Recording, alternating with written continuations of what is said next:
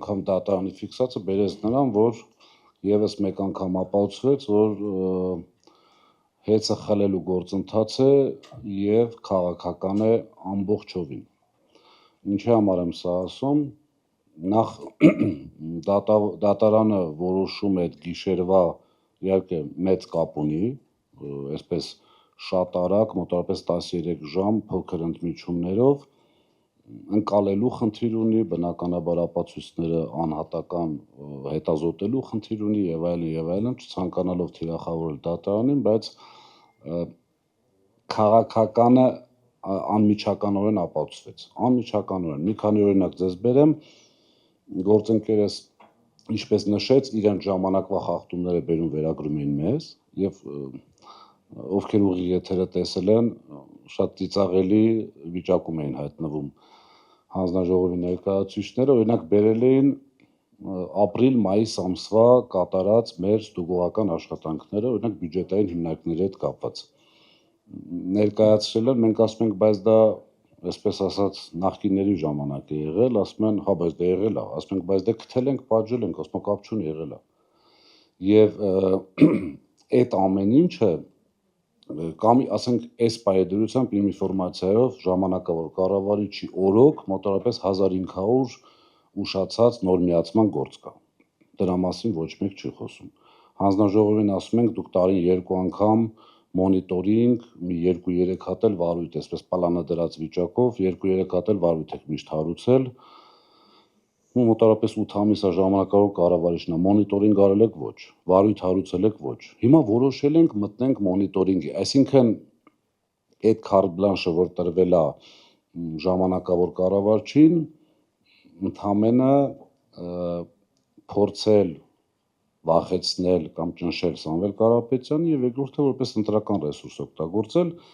Հիմա հասարակ օրինակ նույն մարդիկ, մի քանի անգամ շեշտել եմ կհիշեք, նույն մարդիկ մեր ժամանակ տալիս են հաշվետվություն անջատումների վերաբերյալ, նույն երկու անձը։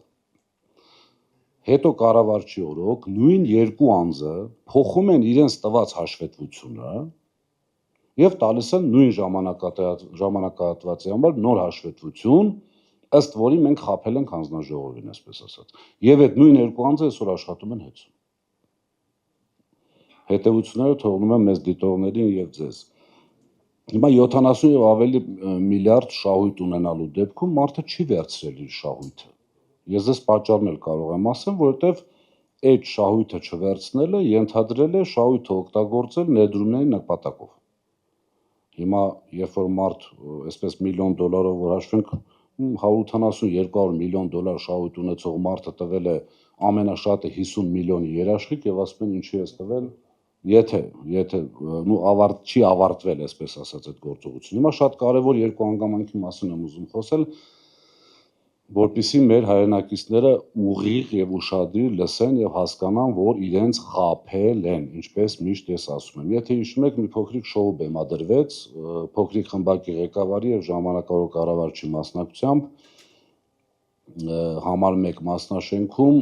զեկուցում էր հեծի հետ կապված այդ թեմաները եւ այնտեղ այսպիսի արտահայտություն եղավ, կարող ենք բառերը չեմ կարող հիշել, բայց միտքը հետեւյալն էր, որ կարող ենք ենթադրել, որ այդ համակարգը ջնջվել է ինչ որ բան թաքցնելու համար։ Այնտեղից պատասխանը հնչում, այո, կարող ենք։ Դատարանը ֆիքսեց, որ այդ համակարգը չի ջնջվել նախ առաջին հերթին, այսինքն չկա ապացույց, որ դա ջնջվել է, նախ դիտավորությունը բացառում է, եւ երկրորդը չի ուսումնասիրել ընդհանրապես արդյոք ջնջվել է կամ արդյոք վերականգնման ենթակա է թե ոչ։ Դա մի սուտ, ուղղակի սուտ, բառից բուն իմաստով, թող դատի տան, թող հերքեն, չգիտեմ ինչ անեն։ Երկրորդ հանգամանքը հավելագրումների հետ կապված, երբ որ ճեպազրույցներից մեկի ժամանակ ասվեց մտել են 3 միլիոն մարդու գրպանը։ Դատարանը ասեց, որ սուտ եք խոսում։ Դատարանը իր որոշումով ասեց, այդ հայտարարողին համապատասխան անձին ասեց, դուք սուտ եք խոսում։ Դա չի հիմնավորվում որևիցե ձևով։ Եվ երրորդ շատ կարևոր հանգամանք կա, եթե հիշում եք, փոքրիկ խմբակի շատ ներկայացուցիչներ ուղիղ հայտարարում էին, որ դաժե օրինակներով, չէ՞, հիշեք, այն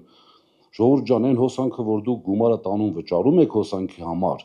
այդտեղ նաև ներառված են այն վարկերը, որոնք վերցրել են, այդ տոկոսները, որոնք տրվել են եւ այլն եւ այլն։ Մի քանի անց կա, չեմ ուզում իրենց անունները տալ, ուղղակի իրենք լավ գիտեն, դուք էլ գիտեք ովքեր են այդպիսի բաներ հայտարարել եւ ՀՄԿ-ի եթերում եւ ազգային ժողովում եւ այլն եւ այլն։ Հիմա հարց. արդյոք այդ մարդիկ, երբ որ խոսում են տղամարդկությունից, չէ, ասում են տղամարդ են, գրազեր են որոշում գալ, փոխել գրազի նյութը փոխել, բերել իրենց ուզածով ներկայացնել, բնականաբար պատասխանը ստացել են մեր գործընկերների կողմից։ Հիմա արդյոք պատրաստ են այդ տղամարդիկ, իմ խնդրանքը ձեզ ուղիղ հարց տակ, ձեր կողմից ընտրված թղթի վրա անկախ, բայց փաստացի կախված, կախյալ հանձնաժողովի նախագահ ուղիղ հայտարարեց, որ այդ վարկերի տոկոսները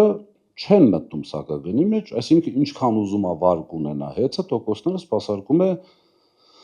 սեփականատերը իր միջոցներից։ Երկրորդը ֆիքսեց, որ 3 միլիոն մարդու գրպան չենք մտել, այսինքն չի ապացուցվել։ Երրորդը ֆիքսվեց, որ ԲԱ համակարգը խափանվել է եւ ոչ մեկ չի կարող ասել դա չի վերականգնվելու։ Ընդ որում խոսվում էր մոտարապես 70 միլիարդ, այսպես փոշիացնելու մասին, չէ՞, այդ համակարգի վրա այդքան գումար է դրվել եւ եթե այդ համակարգը չի աշխատում, նշանակում է փոշիացվել է եւ այլն։ Հիմա արդյոք այդ մարդիկ պատրաստ են ներողություն խնդրել Սամվել Կարապետյանից, տղամարդավարի, չէ՞, որ տղամարդը սխալվում է, ենթադրվում է պետքա ներողություն խնդրել կարողանա։ Իմ խնդրանքը ձեզ լրագրողներ, խնդրում եմ ուղղակի հարցնեք, տղամարդավարի պատրաստ եք ներողություն խնդրել Սամվել Կարապետյանից։ Ձեր մեղմ ասեմ, շատ նորմալ է։ Չէ, ընդհանրապես ժողովուրդը կհասկանա, որ իրենք խաբել են կամ այսպես մեղմ ասած չեն իմացել, իսկ պետական լուրջ պաշտոնյայի համար չիմանալը եւ հայտարարելը եւս խնդիր է։ Իսկ իմանալ եւ հայտարարելը Վայ ջան, ամեն դեպքում ես կարծում եմ, որ տղամարդու համար սխալվելու դեպքում ներողություն խնդրելը ճիշտ է։ Իսկ իրենց ներողություն խնդրելով մեր ժողովուրդը կհասկանա ինչ է կատարվում։ Բաժանորդագրվեք Արմադ մեդիայի ալիքներին YouTube-ում, Facebook-ում, Instagram-ում և Telegram-ում։